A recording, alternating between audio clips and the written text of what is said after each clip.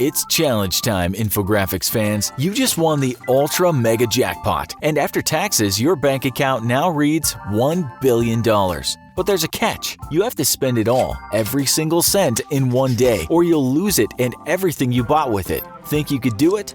Hello and welcome to a special challenge episode of the Infographics Show. Spend $1 billion in one day. The rules are simple. You have to spend every dollar in 24 hours, or you have to return everything you bought or spent along with the leftovers. For added incentive, if you fail the challenge, the money goes to an organization dedicated to kicking kittens. And $1 billion will buy a lot of innocent kittens to kick, so you better not fail. You can't give any of the money away as a donation or gift. It has to be spent on something that's just for you, or perhaps you and a few friends at the max. So no copping out by buying the entire Infographics Show staff $50 million gift cards to In-N-Out, which of course we know you would do because you love us and In-N-Out is pretty much the best. So time to get greedy. Much like the late and great Richard Pryor in Brewster's Millions, the clock is ticking and time is running out. Without further ado, here's our purchases. Think you can do better? Stay tuned and then give us your list in the comments. 1. Naturally, the first thing most people are going to think about is buying a home. Real estate is a solid investment after all, and there's quite a few very hefty cash sinks that can quickly eat up $1 billion. But why start at a home? We've got $1 billion, it's time to think bigger, like private island big. All the open space you could want, no neighbors whatsoever to worry about, and no pesky homeowners association telling you to take down your Halloween decorations because it's April.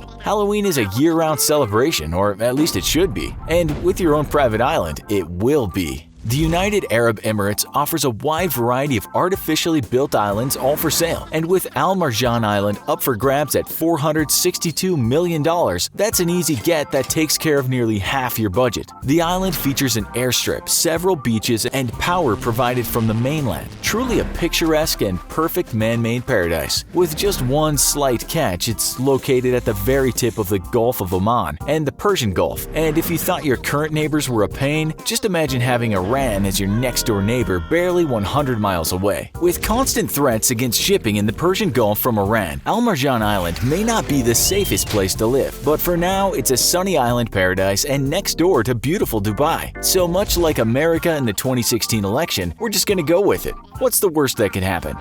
That takes care of $462 million and leaves us with $538 million to go. 2. We just bought a private island in a potential war zone, so naturally the next thing we need to do is make sure our little slice of heaven is well protected.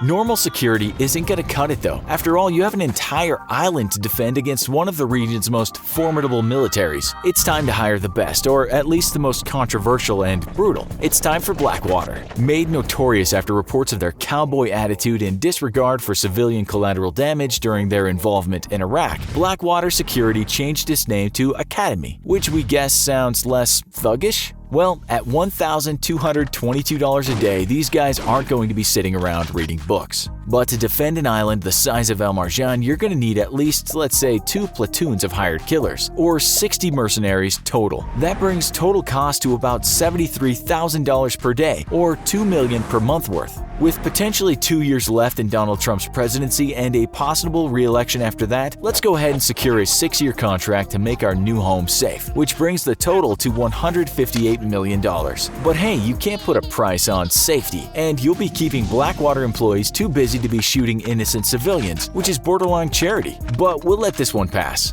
That brings our total expenses to $620 million, leaving us with $380 million.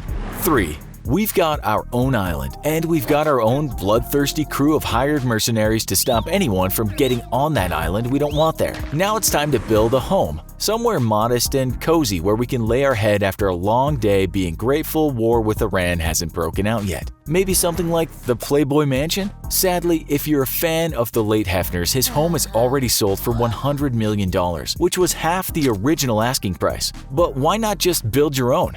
Current construction costs in Dubai range from $6,500 to $8,000 Emirati dirhams per square foot, which is about $1,770 to $2,178 US. Let's say you wanted to recreate the Playboy Mansion on your new island. We're pretty sure homes aren't copyrighted, just how much would that cost? The original bunny house is 20,000 square feet. And let's say you do like most builders in Dubai and use cheap foreign labor from East Asia whom you pay slave wages to while treating them like actual slaves, including stealing their passports and threatening to imprison them if they complain about working 12+ hours in 120-degree heat. So let's go with the low-end estimate of 6,500 dirhams per square footage, or $1,770 US. That's going to cost you a whopping $35,400,000 for your own Hugh Hefner digs. But who can put a price on a home?